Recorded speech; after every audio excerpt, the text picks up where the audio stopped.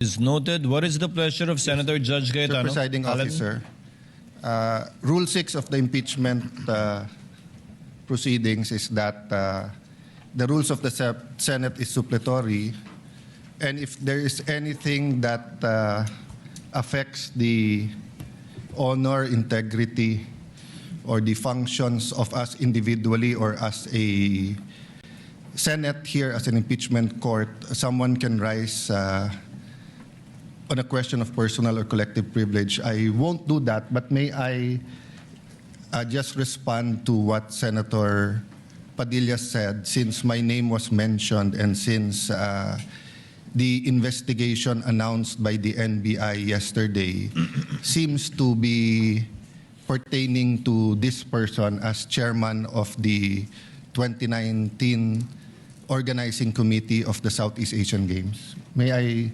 maybe in the form muna of manifestation, unless the presiding officer or Senate President thinks that I should elaborate on by asking for time on a personal collective privilege, but I don't want to start that. Senator precedent. Judge Cayetano may make his manifestation. Okay. For the record, sir. So, first and foremost, sa sinabi po ni Senator Padilla, I won't ask na ipa-play na yung video, but quite exhaustive yung sinabi ni NBI Director about the Southeast Asian Games. So if the intention was to have a chilling effect, we already have that chilling effect. May 11, hinabol dito sa session hall na to ng mga ahente ng NBI si Senator Bato. May 13, nagkaroon ng enkwentro, putukan, pinipilit ng NBI na hindi sa loob ng Senado, but we have all the evidence that it was inside the Senate. Other incidents, I do not want to evoke a reaction or debate because I want to respect my fellow senators. Much of this has been vented in the media, is in court.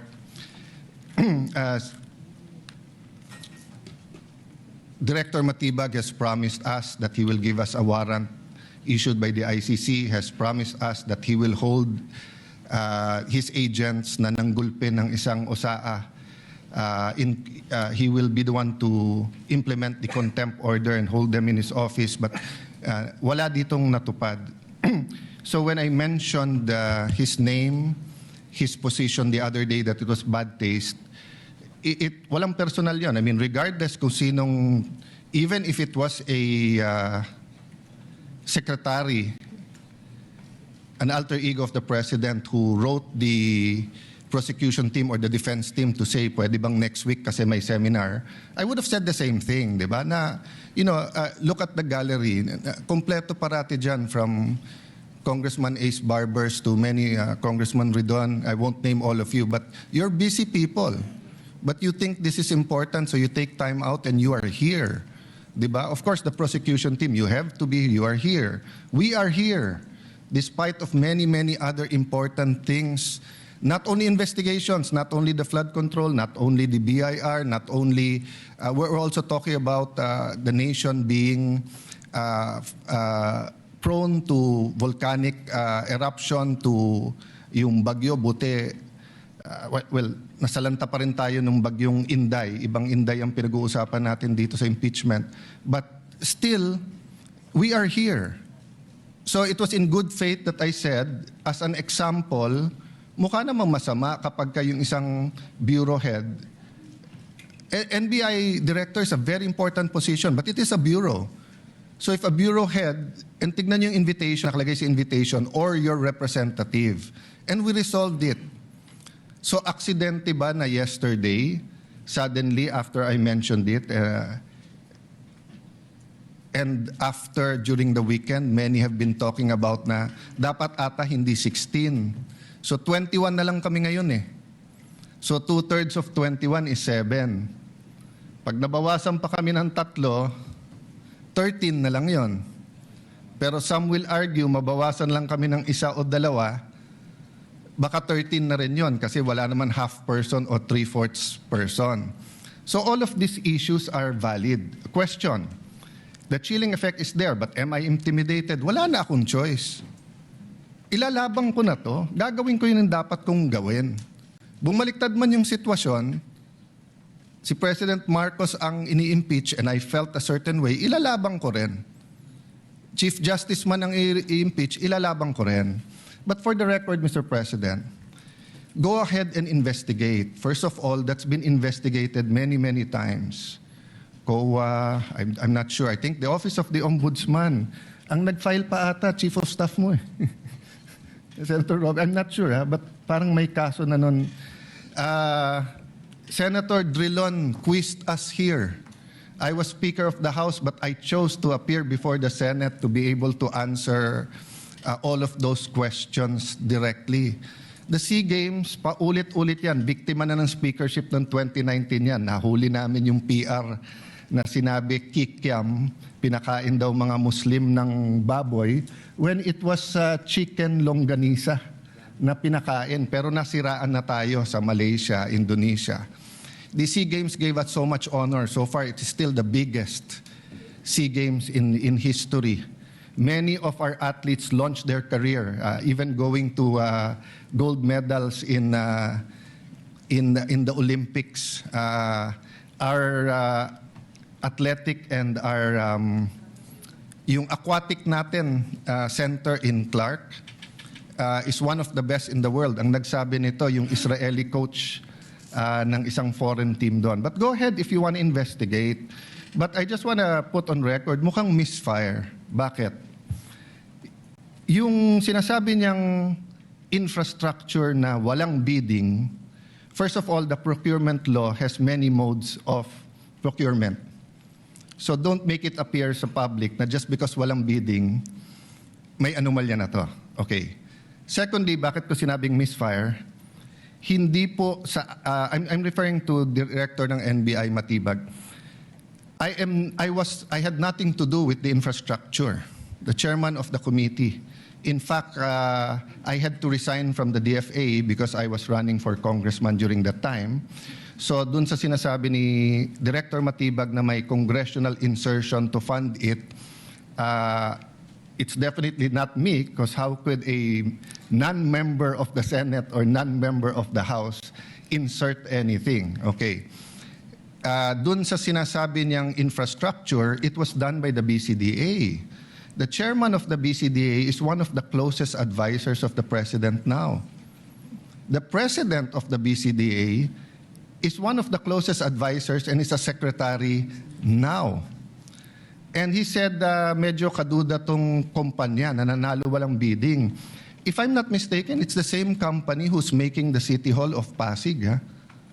So, I mean, if they want to investigate, go ahead. But by mentioning the organizing committee of the SEA Games, ako po chairman nun.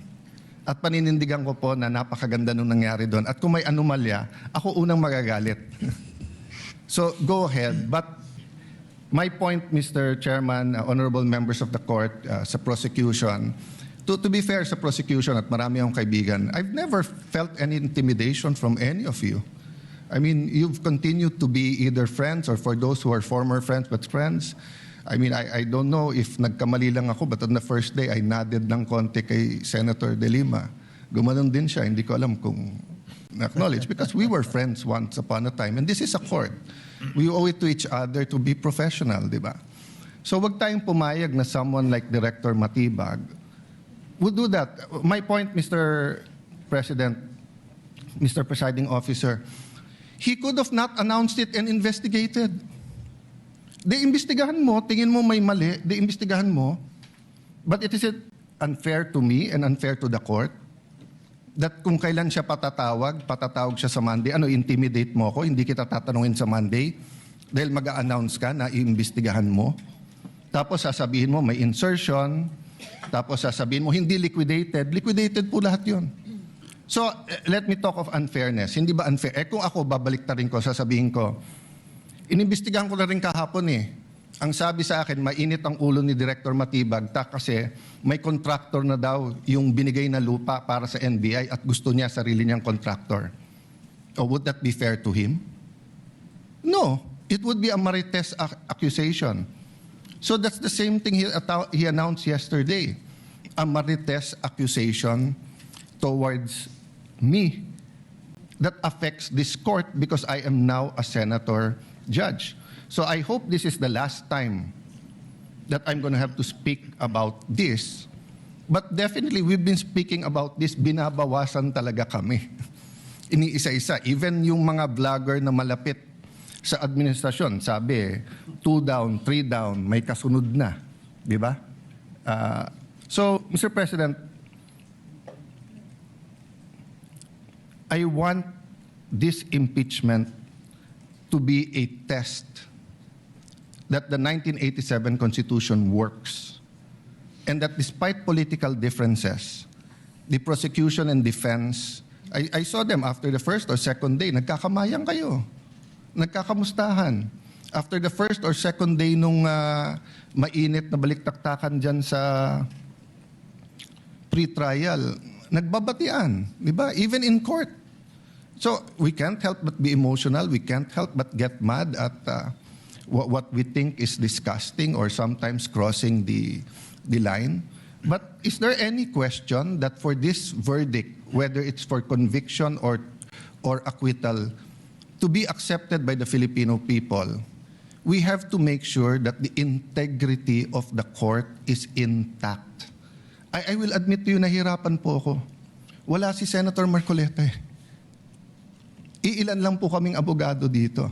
Si Senator Pangilinan, Senator Cheese, si Aimee is a law graduate, di ba? Pia. Senator Pia, Bam is a second-year law student and I'm encouraging him na tapusin niya. Total review na yung nangyayari ngayon. But it's not easy. 24 lang kami, nabawasan na ng 3. So I hope this issue of the integrity of the court becomes an issue for all of us.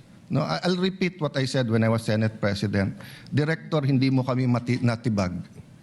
So wag mo try itibagin tong representation na to o itong impeachment court because what you're doing is not helping.